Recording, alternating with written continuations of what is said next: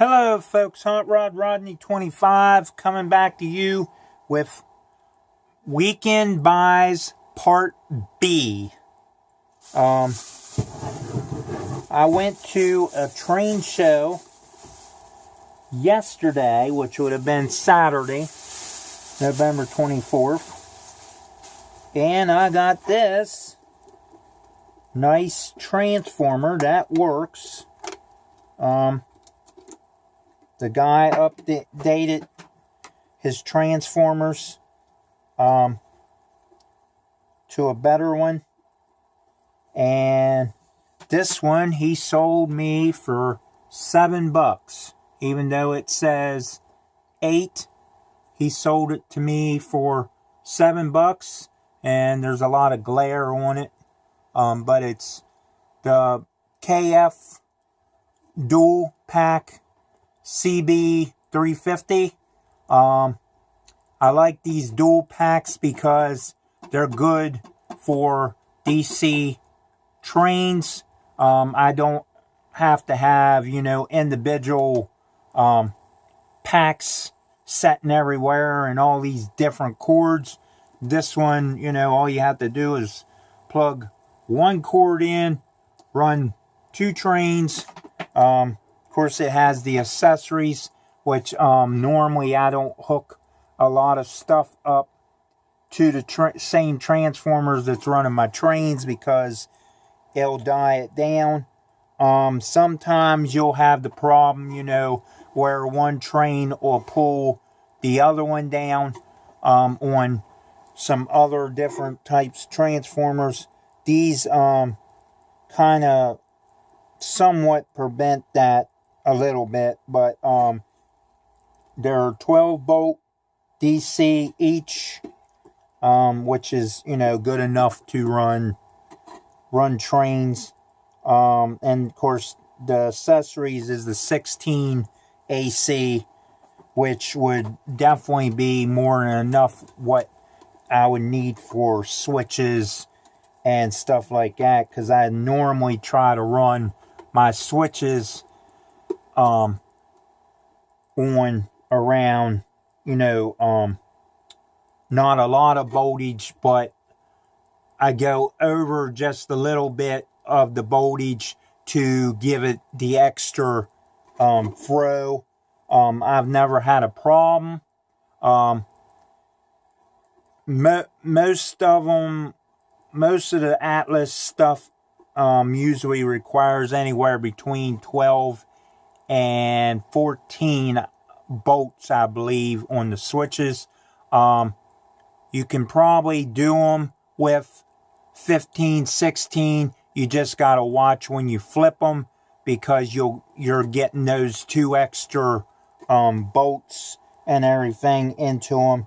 But if you're switching a lot of them, as you're adding on power, you'll still have those extra bolts and everything, as the backup. Whatever you're drawing down, you'll still have the extra there, which makes it nice. At least that's how I do it. Some people might disagree on doing it that way, but I never had no problem. Long as I don't blow my switches up, I'm happy.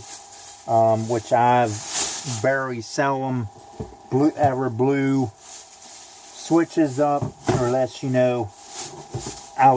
I was a kid, I used to hit the button and hold the button because I didn't know no better, and that's just the way that was. But this all came from a train show over at our Washington County Ag Center that they have 2-3 times a year. I think 2 times a year. One's spring and one's winter or fall. This was actually supposed to be the fall one, I guess. Unless they do it 3 times, and I don't know about it. But anyway, I bought this nice looking Royal American Show flat car, and of course it came with the trailer. Two different numbers, of course, the flat car number and the trailer number. But I'm thinking this was either part of a circus or carnivals or a carnival.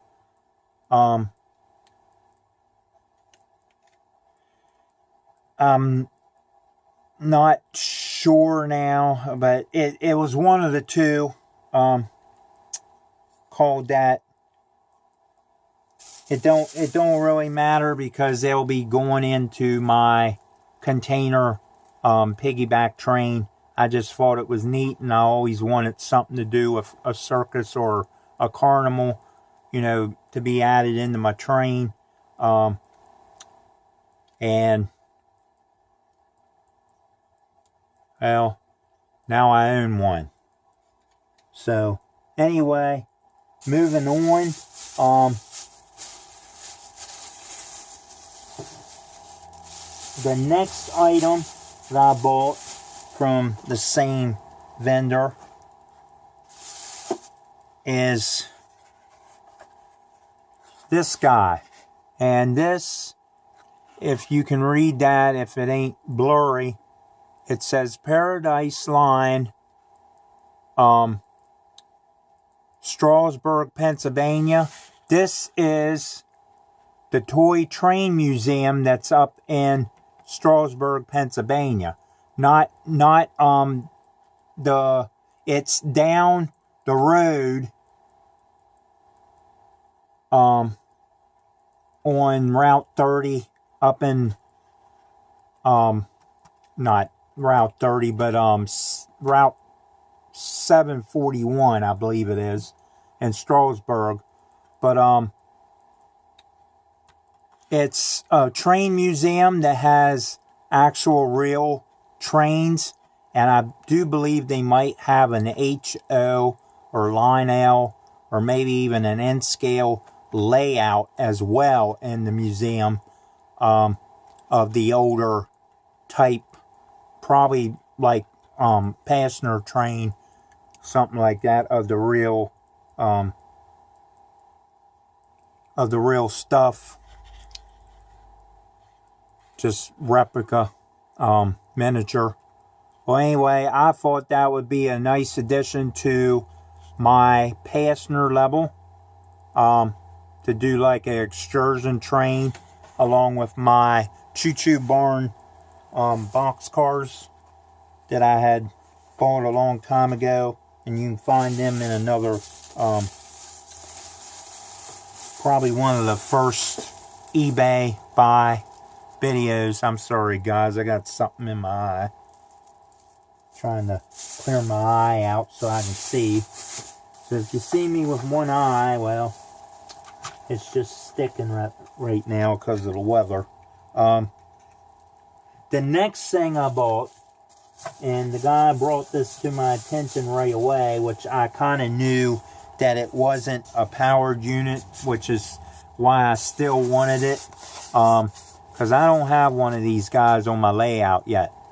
A Seaboard system. This was before CSX took over C&O, B&O, Western Maryland, and the Chessie system altogether. It was Seaboard system, and of course the Seaboard Coastline system. But I liked it. It's an Afrin blue box, I do believe. This is all it was sitting there in. I got it for, he gave it to me for like $6-7, which, you know, I'm not going to complain because it's a dummy unit, because I'm always looking for dummy units. With DC, it's hard to run two engines that's going to be running the same speed. You cannot ever find a DC engine, no matter what you do to it, they will not run exactly the same. they're always off just a little bit from one another. So I figure, you know, with dummy units and a power unit, you can make it easier consist, as long as the powered unit is strong enough for that to pull, and long as I can find a way to light up and put a light in there, I'm happy.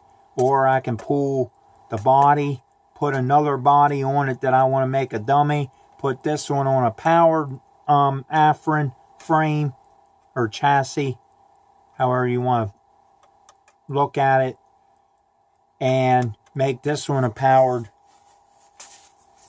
Either way, I now own one of these in my fleet. So along with that, geez, excuse me guys,